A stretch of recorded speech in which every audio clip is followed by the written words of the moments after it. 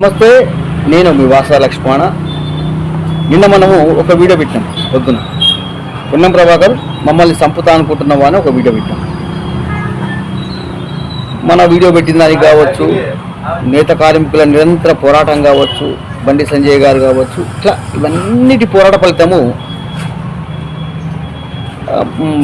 సిరిసిల్ల నేత కార్మికులకు అంటే బతుకమ్మ చీలకు సంబంధించిన బకాయిలు ఒక 50 కోట్లు మంజూరు చేస్తున్నట్టు ప్రభుత్వం ప్రకటించింది. ఇప్పుడు మనం ఏం చేద్దాం? సంబరం చేసుకుందామా?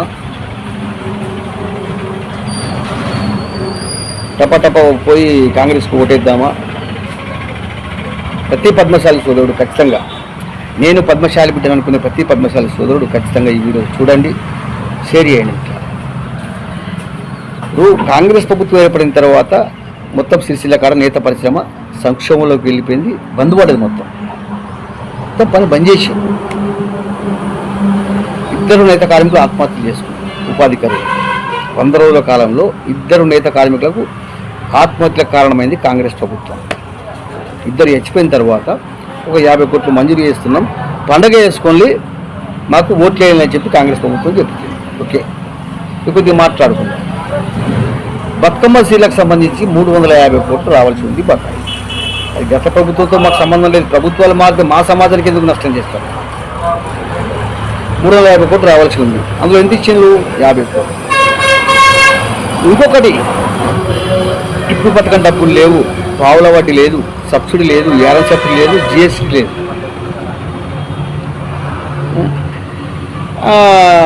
కొనుగోలు చేసిన వాటికి బకాయి, కొనుగోలు చేసినటువంటి వస్త్రాలకు బకాయి చెల్లింపు లేదు. అంటే అతిపెద్ద సామాజిక వర్గంలో కొద్ది మంది మాత్రమే కులవృత్తి చేస్తే ఆ కొద్ది మందిని కూడా వివక్ష చూపిస్తూ 50 కోట్లు ఇచ్చిన పండుగ చేసుకుంటే రావాల్సింది 350 కోట్లు. ఆ 350 కోట్లతో పాటు ఆ నేత పరిశ్రమ యథావిధిగా ప్రారంభం కావాలి. భూదాన్ పోచంపల్లి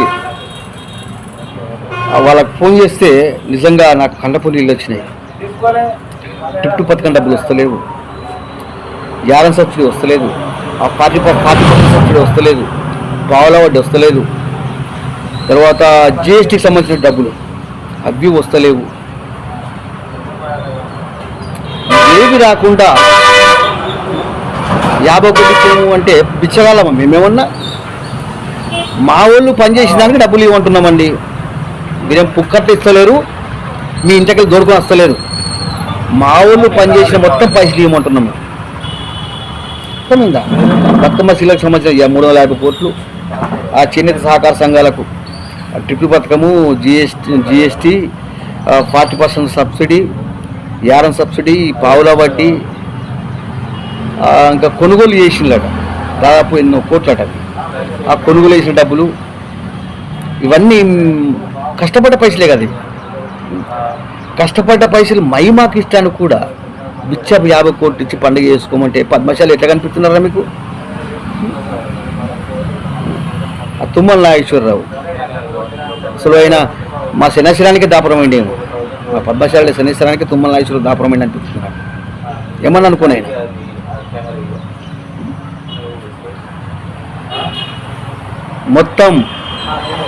మొత్తం టిప్పు పథకం డబ్బులు, GST subsidy, yarn subsidy, 40% subsidy, పావుల వడ్డీ, ఆ చేనేత సంఘాలు మొత్తం సహకార సంఘాలు ఏమి లేక బంద్ పడ్డాయి.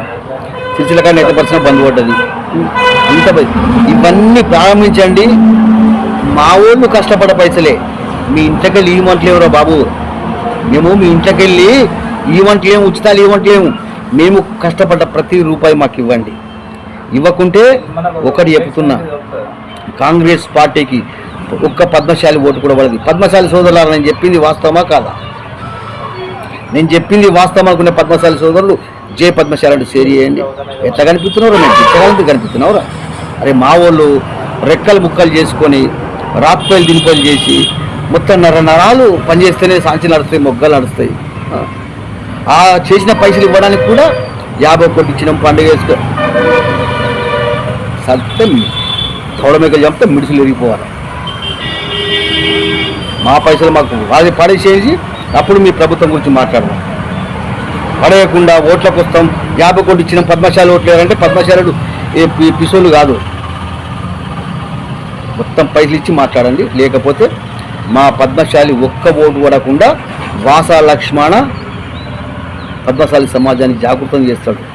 ఈ ఒక్క గొంతు యాలు పద్మశాలి సమాజాన్ని కలిగించేందుకు కబ్బర్దారి చెప్పుతున్న పద్మశాలీలకు, మా నేత కార్మికులు, మేము మిమ్మల్ని కుక్కట్లు అడుగుతలేము, మా నేత కార్మికులు పనిచేసి కష్టపడ్డ ప్రతి రూపాయి ఇస్తేనే మా పద్మశాలి ఓట్లు అడిగే హక్కు అర్హత కాంగ్రెస్ ప్రభుత్వానికి ఉంటుంది. లేకుంటే మా పద్మశాలీలను జాగృతం చేస్తే ఏమవుతుందో తెలుసా? ఏం చెయ్యవు మేము. మీ ఒంటి మీద ఉన్న బట్టలు ఉన్నాయి కదా, అది మెయిన్ నేషనల్, మీ బట్టలు గుంజుకొని తరిమి కొడతారు. అది పద్మశాలి పౌరుషం అంటే. అట్లాగే మిత్రులారా, ఈ మీడియా వ్యవస్థ లైవ్ వ్యవస్థ చేస్తున్నాం. కొద్దిగా అందరూ కూడా పద్మశాలి సోదరులు సపోర్ట్ చేసే ప్రయత్నం, కొద్దిగా లైవ్ వ్యవస్థ అయిందంటే ఒక్కొక్కరిని ఆడుకున్నాం అబ్బా. ప్రతి ఒక్కరు సపోర్ట్ చేసే ప్రయత్నం చేయండి. ఎన్ని రోజులు ఎక్స్ప్లోర్ మనం ఇట్లా ఎన్నో చూస్తున్నాం ఇట్లా జనాలు చూస్తే పెద్దగా ఉంది, ఓటు బ్యాంక్ పెద్దగా ఉన్నది. ఓటు బ్యాంక్ కదా కీలకం. ఇలా రాజ్యాన్ని శాసించాలంటే ఓటు బ్యాంకే కీలకం. అంత పెద్ద ఓటు బ్యాంక్ ఉన్న మనం రాజకీయం దగ్గర కారణం మనం మాత్రమే. అక్కడ ఉన్న ముఖ్యమంత్రి సరే మన కళ్ళ కూర్చోవాలి. దానికి ఎంత దూరమే వెళ్తాం. దయచేసి నా పద్మశాలి సోదరులారా, నిజత్వాన్ని విందాం. ఇప్పుడు మనకు కావాల్సింది చనిపోయిన తోట నివాళులు కాదు, ఆకలి సాగు లేని పద్మశాలి సమాజం గురించి మనం కలిసి కట్టుగా వెళ్దాం.